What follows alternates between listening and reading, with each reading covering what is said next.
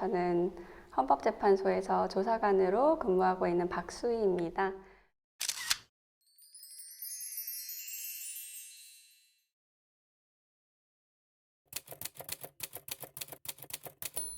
아무래도 학부에서 영어 통번역학을 전공했다 보니 좀 자연스럽게 통번역사라는 게 제 진로의 하나로 선택할 수 있겠다라는 생각이 들었어요.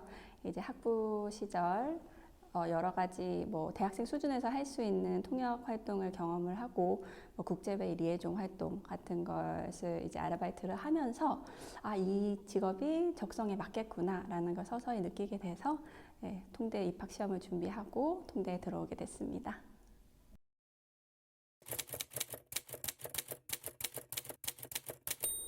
이게 그 조사관이라는 그 이름 때문에 생소할 수 있겠는데 간단하게 말해서 인하우스 통역사, 통번역사라고 보시면 되세요. 다만 이제 회사의 특성상 아무래도 해외 법률 자료 조사 업무가 조금 추가되기는 합니다.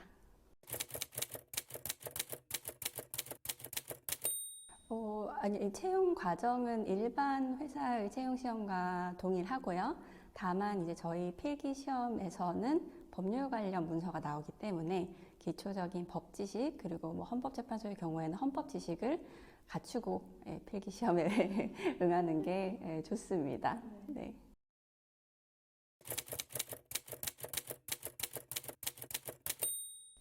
저는 대학원에 들어오고 여러 사법 통역, 법률 통역, 번역 업무에 대한 경험을 해보았어요. 예를 들어서 이제 우리 학교랑 업무 협약을 맺었던 지방법원에서 법정 통역인으로 일을 해보기도 했고, 또 제가 당시 연구조교였는데 담당한 교수님이 이제 사법 통역 전문적으로 연구를 하시는 분이어서 자연스럽게 이제 사법 통번역에 대해서 알게 됐습니다. 그래서 이제 만약에 나중에 졸업을 하면은 법률 통번역을 해야겠다라고 생각이 들었고, 처음에는 이제 그 인하우스 같은 경우에는 바로 취직을 했어야 됐기 때문에 당시에 이제 흥미가 있었던 평창 동계올림픽 사업을 이제 그 일을 했지만 그 후에 이직을 할 때는 내가 어떠한 기관을 가든 법률 통역 번역을 할 수 있는 곳으로 가야겠다.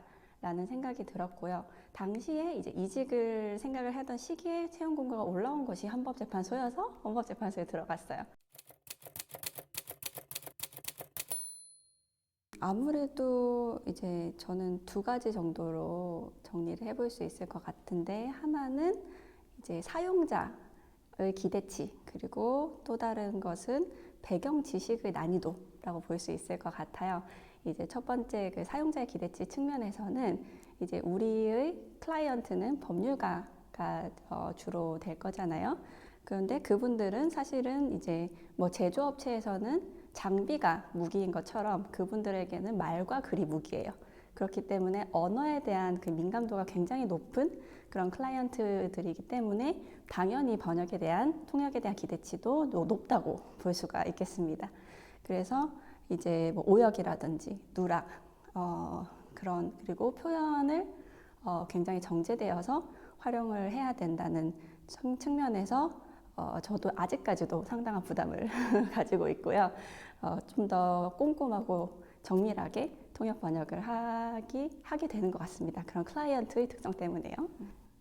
그 두 번째로 어려운 점은 배경 지식을 많이 갖춰야 된다는 그런 점이 있을 것 같아요.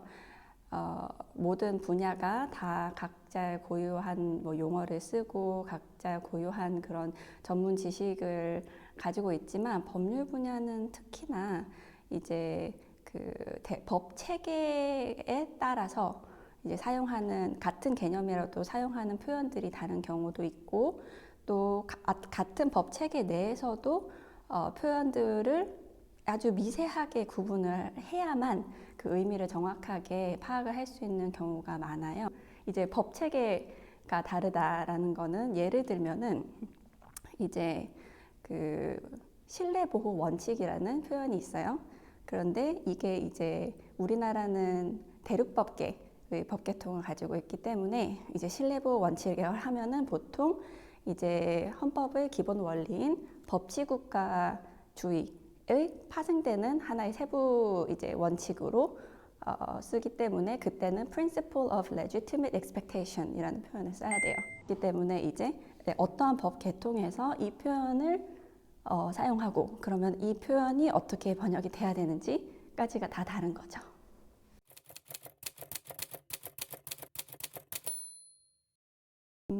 일단 저 같은 경우에 이제 제 개인적으로는 저는 법률 통역 번역에 굉장한 흥미를 가지고 있었기 때문에 추가적인 학위 과정을 이수를 했어요.